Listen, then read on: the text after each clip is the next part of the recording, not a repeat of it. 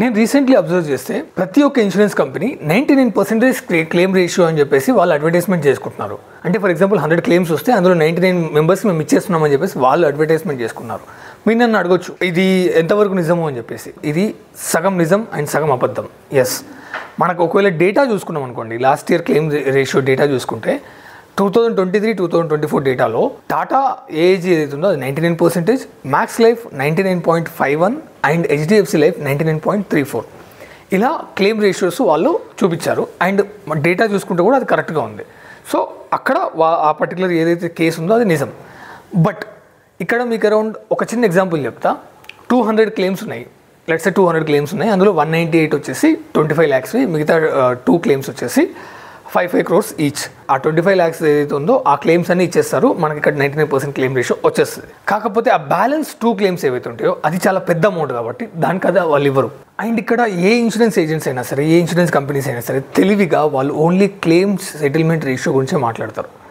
But మీరు ఇక్కడ ఒక అడుగు ముందుకేసి ఆలోచించి ఒక క్వశ్చన్ వాళ్ళని అడగాల్సింది ఏంటి అంటే, there is something called amount settlement ratio. Claim settlement ratio అంటే number of claims, and amount settlement ratio అంటే ఆ అమౌంట్ ఏదైతే వాళ్ళు క్లెయిమ్ చేశారో ఆ ఎంత అమౌంట్ అప్రూవ్ అయింది, అమౌంట్ అప్రూవ్డ్. ఓకే, ఇప్పుడు ఇందాక చెప్పిన ఎగ్జాంపుల్లో మనం చూద్దాం. లెట్స్ సే ఇందాక నేను 200 క్లెయిమ్స్ అని చెప్పాను కదా. 200 క్లెయిమ్స్లో 198 into 25 lakhs 49.5 crores and 2 into 5 crores అది 10 crores, టోటల్లీ 59.5 crores. ఇక్కడ మనకు చెప్పుకోవడానికి క్లెయిమ్ రేషియో ఏదైతే ఉందో అది 99%. బట్ దీని రియాలిటీ ఏంటంటే ఇక్కడ 10 crores ఏదైతే ఉందో అది రిజెక్ట్ అయింది కాబట్టి ఆ పర్టికులర్ రేషియో చూస్తే 83.19%, నాట్ ఈవెన్ 90%.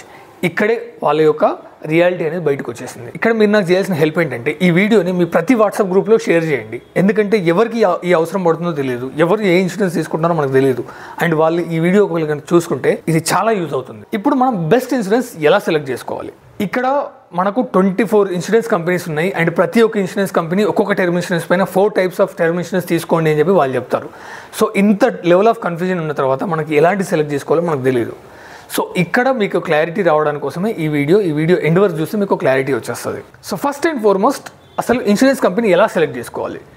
నేను ప్రిఫర్ చేసేది టాప్ ఇన్సూరెన్స్ కంపెనీస్ మాత్రమే ప్రిఫర్ చేస్తాను. అండ్ టాప్ అంటే నా దృష్టిలో ఏ మార్కెట్ సైజో లేదంటే రెవెన్యూ బేస్ చేసుకొని కాదు. టాప్ అంటే claim size ratio. Let's say ఎల్ఐసికి 13,000 crores లాస్ట్ ఇయర్లో ఎల్ఐసికి 13,000 crores క్లెయిమ్ సైజ్ అనేది వచ్చింది. సో అట్లా last year data and 3 years data తీసుకొని ఎవరికైతే క్లెయిమ్ సైజ్ రేషియో ఎక్కువ ఉందో వాళ్ళ నుంచి ఒక టాప్ 5 కంపెనీస్ మీరు సెలెక్ట్ చేసుకోండి. మనకి ఇక్కడ స్క్రీన్ పైన కనిపిస్తున్నారు ఇవి top 5 companies. And second one వచ్చేసి నేను ఫస్ట్ వీడియోలో స్టార్టింగ్లో చెప్పినట్టుగా claim settlement ratio, amount settlement ratio రెండు కలిపి చూడాలి. రెండు వేరు కాదు, రెండు కలిపి చూడాలి. సో ఇప్పుడు మనం claim settlement ratio according to last year data ఎంత ఉందో మనం చెక్ చేద్దాం. ఇక్కడ మీరు చూసుకుంటే మ్యాక్స్ లైఫ్కి 99.5%, హెచ్డిఎఫ్సికి 99.39%, ఎల్ఐసికి 98.52%, ఎస్బీఐకి 97.05% అండ్ ఐసిఐసిఐకి 95.25%. ఇక్కడ క్లియర్గా తెలుస్తుంది మ్యాక్స్ లైఫ్ అనేది టాప్లో ఉందని చెప్పేసి. మన నెక్స్ట్ అమౌంట్ సెటిల్మెంట్ రేషియో కూడా మనం చూద్దాం. అండ్ అమౌంట్ సెటిల్మెంట్ రేషియో ఒకసారి చెక్ చేస్తే హెచ్డిఎఫ్సి వచ్చేసి 96.51%, ఎల్ఐసి 96.19% అండ్ ఎస్బీఐ వచ్చేసి 94.94%, మ్యాక్స్ వచ్చేసి 94.64%, ఐసిఐసిఐ వచ్చేసి 91.01%. ఇక్కడ మీరు 2 విషయాలు అబ్జర్వ్ చేయాలి.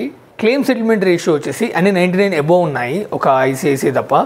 బట్ అమౌంట్ సెటిల్మెంట్ వచ్చేసి ఏది 99 లేదు. అక్కడ మీరు అబ్జర్వ్ చేసుకుంటే అరౌండ్ 96ని క్రాస్ అవ్వడం చాలా కష్టమైంది. అండ్ సెకండ్ విషయం మీరు అబ్జర్వ్ చేస్తే మ్యాక్స్ లైఫ్ క్లెయిమ్ రేషియోలో టాప్ ఉంది, బట్ అదే అమౌంట్ సెటిల్మెంట్ రేషియోలో 94% ఉంది. ఇక్కడ క్లియర్గా అర్థమైపోతుంది దెర్ ఇస్ సంథింగ్ కాల్డ్ ఏదో మిస్సింగ్ ఉంది డేటాలో అని చెప్పేసి. ఇలా ఒకటి మీరు ప్రిఫర్ చేయాలి. అండ్ నేను పర్సనల్ ప్రిఫర్ చేసేది ASR అంటే అమౌంట్ సెటిల్మెంట్ రేషియో నేను ప్రిఫర్ చేస్తాను. అండ్ థర్డ్ పారామీటర్ వచ్చేసి మీరు IRDA వెబ్సైట్కి వెళ్ళేసి మీరు ఏదైతే ఒక 3-4 సెలెక్ట్ చేసి ఉంటారు కదా, ఆ 3-4 ఇన్సూరెన్స్ కంపెనీస్కి క్లెయిమ్కి సంబంధించిన కంప్లైంట్స్ వచ్చాయా లేదా చెక్ చేయండి. డెఫినెట్గా కంప్లైంట్స్ వస్తాయి. అంటే క్లెయిమ్ రేజ్ చేసేటప్పుడు కంప్లైంట్స్ ఆ పర్టికులర్ కంపెనీస్కి IRDAలో దే విల్ రేజ్. అవి ఒకసారి మీరు చెక్ చేసుకుంటే లెట్స్ సే ఒక కంపెనీకి 7 ఉన్నాయి, ఒక కంపెనీకి 10 ఉన్నాయి, ఇంకో కంపెనీకి 15 ఉన్నాయి.